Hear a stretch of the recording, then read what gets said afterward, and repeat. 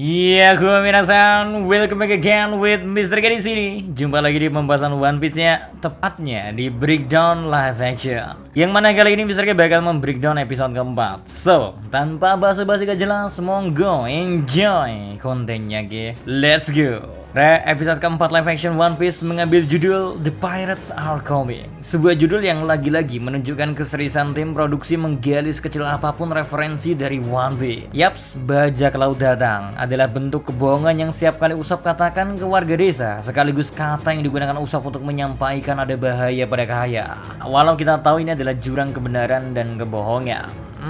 Tapi ini pemilihan judul yang menurut Mr. K memang sangat menarik. Next, buat kalian yang mau refresh kembali, episode ini bersama episode ketiga kemarin ya, mengadaptasi arc Desa Zero. Kalian bisa cek-cek lagi dah di chapter 22 hingga 41 atau episode 9 hingga 18. Namun, layaknya Kang Tahu Bulat yang suaranya tak pernah berhenti sepanjang hari ya, Mr. K memperingatkan lagi bahwa cerita live action dan anime akan berbeda, khususnya pada bridging plot hingga beberapa karakter. Semua ini dilakukan agar dalam durasi 1 jam per episode mampu mengemas tiap arc lebih padat. Ya untungnya sih gak keluar dari jalur. Gak seperti live action Manusia Melawan Titan yang karakter terpopulernya sampai dihilangkan.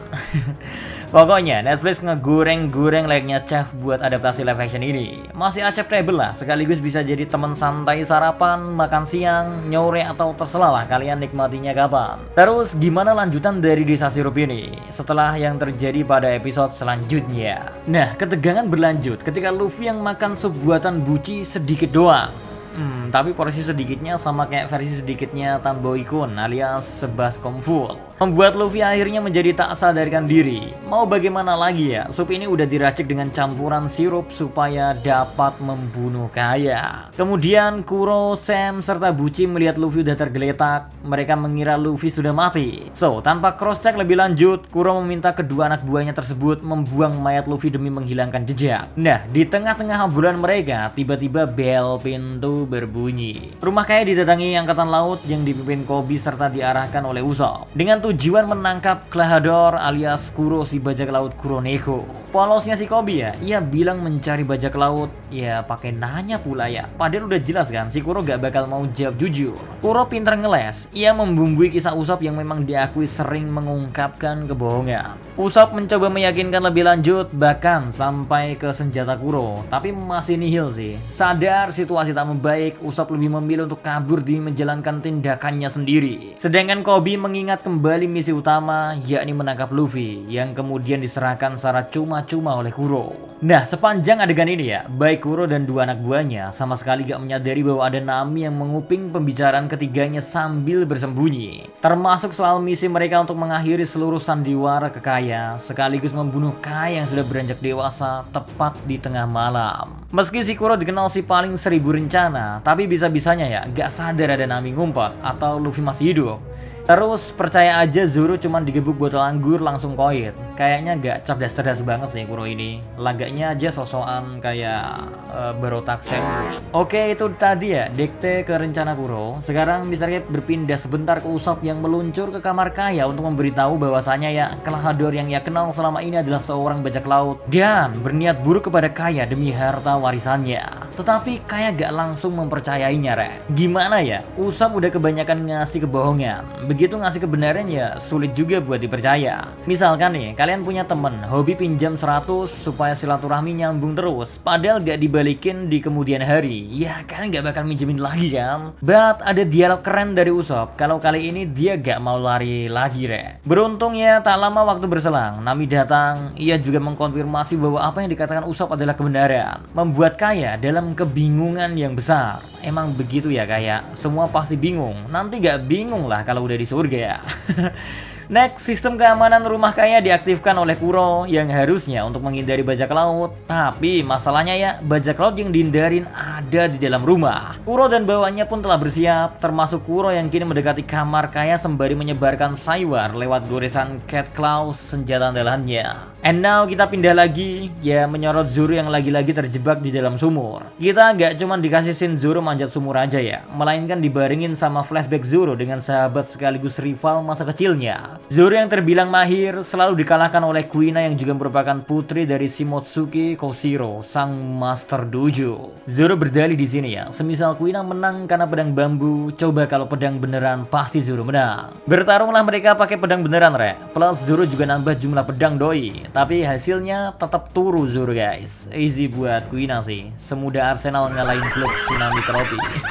Yang bikin tambah makin tersentuh di momen ini ya, tiap kali Zoro KO juga dibaringin sama gagalnya Zoro mencapai permukaan sumur. Terus Kuina yang ngerasa insecure lantaran ia perempuannya, diyakinkan oleh Zoro bahwa masih bisa bagi Kuina untuk jadi pendekar pedang terhebat. Sehingga keduanya membuat janji untuk bersaing memperebutkan gelar sebagai pendekar pedang terkuat di dunia. Tapi sayang seribu sayang, mimpi Kuina harus kandas rek setelah ia dikabarkan meninggal karena kecelakaan. Nah, saat upacara penghormatannya, Zoro meminta izin mengambil katana Wado Ichimonji milik Kuina dan berusaha mewujudkan mimpi itu hingga detik ini. So, dengan power of flashback, Zoro pun berhasil mencapai permukaan. Next kita ke Orobaka Sencho yang akhirnya juga sadarkan diri saat dibopong oleh angkatan laut. Ia meminta Koby untuk melepaskannya. Nah, tak lama berselang ya, Zoro juga datang. Uniknya, Zoro sebenarnya di sini nyasar ya. Dia niat balik ke rumah Kaya tapi malah berjalan ke arah luar.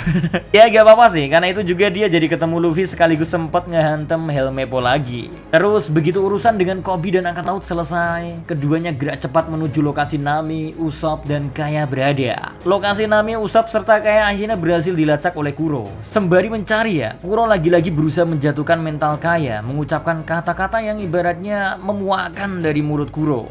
Dan dia udah cukup bersandiwara. Oh iya, kalau dari hipotesis Nami sebelumnya, Kaya sakit juga karena ulah Kuro, sampai ia menanyakan sejak kapan Kaya sakit-sakitan, yang diduga terjadi sejak Kuro datang. Kaya yang kesal serta Nami yang gak bisa tinggal diam berusaha menyerang Kuro namun berhasil dihentikan dengan mudah. Usopp mencoba membantu dengan tembakan jitunya. Sayang serangan tembakan Usopp mudah dihalau Kuro. Di tengah kepanikan tiba-tiba datanglah Luffy. Ia membagi tugas bertempur dengan Zoro. Luffy mau melawan Kuro sedangkan Zoro menghadapi Bucci dan Sam. Pertarungan Zoro melawan Bucci dan Sam berlangsung cukup alot karena situasi 2 melawan 1.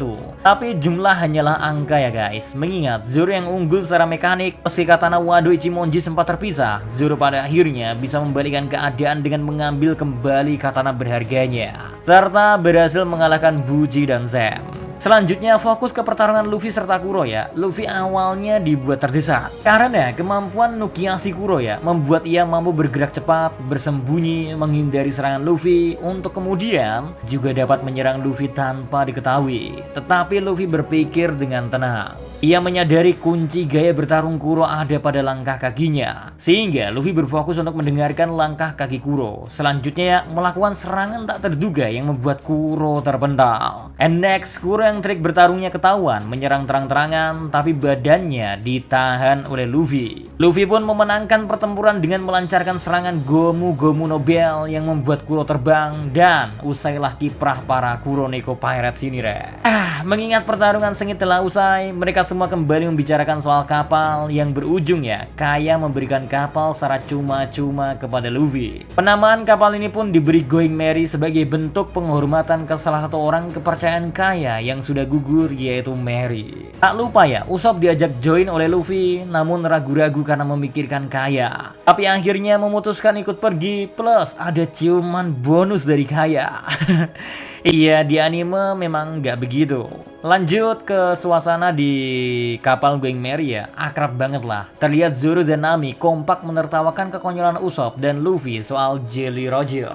Sayang kehangatan ini diganggu oleh tembakan meriam dari Angkatan Laut Vice Admiral Garp yang menyadari Straw Hat Crew tengah berlayar di dekatnya. Selain Luffy dan nakama, Kuro juga diperlihatkan pergi meninggalkan desa sirup menggunakan Skoji. And episode ditutup dengan terkejutnya Luffy mengetahui sang kakeklah yang tengah memburunya. Wow, perbedaan yang terasa berpengaruh besar di versi live action ini terletak pada latar pertempuran yang full di rumah Kaya, bukan di pantai seperti yang kita ketahui. Kemudian kita gak ditunjukkan anak buah Kuro lain termasuk Django. Namun, versi live action memberi alibi kalau Kuro memang sengaja membunuh krunya yang lain sendiri. Kru yang dimunculkan cuman Baci dan Sam, dan perlu dinotis juga ya, Sam diceritakan sebagai perempuan. Terus Mary harus bernasib apes di sini lantaran ia beneran koit, tapi namanya menjadi inspirasi Luffy menamai Going Merry. Duh, mana sama-sama kandas ya Mary ini. Lalu untuk masa lalu Zoro ya, kita diberi gambaran dojo yang berlatar outdoor. Sampai pemakaman pun ya di outdoor pula. Saat meminta wadah Ichimonji juga, Zoro memintanya di pemakaman bukan di rumah Kuina. Nah, itu beberapa perbedaan yang bisa kita simak. Silahkan semisal ada yang menemukan lebih jeli, boleh kok menambahkan. Terus pendapat Mr. K soal episode ini ya, atau mungkin keseluruhan arc Syrup Village ya, versi live action ya. Mr. K agak sedikit menyorot gimana peran Usopp menurut Mr. K ya, gak mendapat spotlight optimal di versi ini. Khususnya perannya dalam pertarungan. Keahlian menembak jitu Usopp cuman sedikit digambarkan saat ia menembak-nembak di dapur. Dan di pertarungan sesungguhnya malah agak useless mengingat tembakan jitu Usopp masih bisa dihalau oleh Kuro. Jadi malah kurang mendapat explore seperti seharusnya. Malah yang lebih dapat feel-nya ya, justru masa lalu Zoro dengan Kuina yang digali cukup oke. Itu aja mungkin sih, sisanya udah bagus seperti episode yang lain. Again ya, antagonis di live action ini selalu terasa lebih dark dan hawa villainnya lebih dapat. Beberapa dialog Kuro juga dimainkan dengan sangat apik oleh sang aktor. Bahkan buat momen ciuman Kaya dan Usopp memang cukup bikin awkward sih. Tapi ya jangan lupa ya, semisal One Piece live action ini emang bakalan dikasih Western Beam. Hitung-hitung bonus buat aktor pemeran Usopp. Nah, apakah aktor pemeran Luffy jadi makin gak sabar buat ke arc Amazon Lily? So, mungkin itu dulu breakdown pada episode 4 kali ini. Kita bakal lanjut lagi ke episode 5, oke? So, see you next time. Adi Sekaramelo, says everyone. Salam anime.